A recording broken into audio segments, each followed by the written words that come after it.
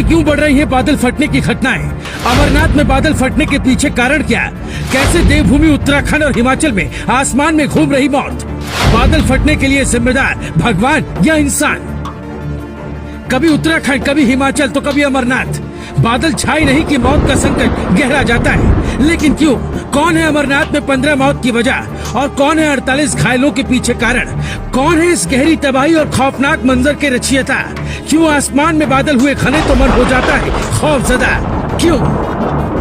अमरनाथ से लेकर कुल्लू उत्तराखंड तक इस तबाही के लिए बेशक आप और हम बादल फटने की घटना को जिम्मेदार ठहराएंगे, लेकिन क्या बादल फटने की घटना से ही हुई ये तबाही पूरा सच है या फिर आधा?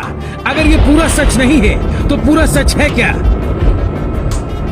भारत पॉजिटिव की इस रिपोर्ट में हम बताएंगे आपको कि बादल फटने की घटना के लिए भगवान नहीं बल्कि इंसान ही जिम्मेदार है। हम और आप भी इस तबाही के रचयिता हैं। कैसे, जरा समझिए। मौसम पर शोध करने वाले जानकारों के मुताबिक बीते कुछ सालों में पहाड़ी राज्यों खासकर उत्तराखंड और हिमाचल में बादल फटने की घटनाएं बढ़ गई हैं, जिसकी वजह से जानमाल का नुकसान तो हो ही रहा है, साथ ही पहाड़ी राज्यों का अस्तित्व भी खतरे में आ गया है और इसकी वजह है बढ़ता प्रदूषण और गंदगी।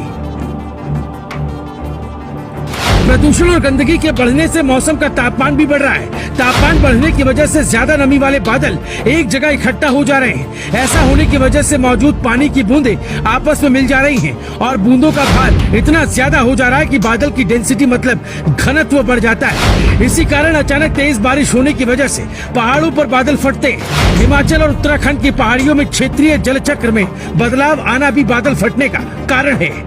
अब सवाल उठता है कि बादल फटने की घटना को कैसे रोका जाए कि पहाड़ और पहाड़ियत को जिंदा रखा जा सके। तो इसका जवाब है जलवायु परिवर्तन को रोककर।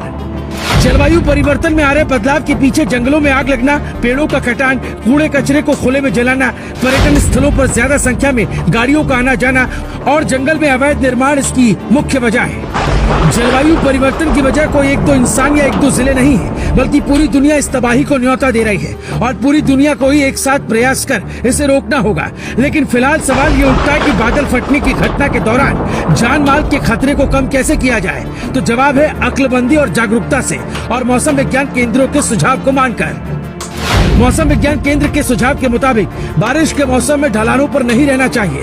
बरसात के समय नदी और नालों के किनारों पर नहीं रहना चाहिए। ज्यादा से ज्यादा पेड़ लगाकर पर्यावरण को संतुलित करना चाहिए, वरना उत्तराखंड से लेकर हिमाचल जम्मू कश्मीर तक तबाही का मंजर देख ही रही है दुनिया। विकल्प दो ही हैं, आपदा में मरना या आपदा से लड़ना।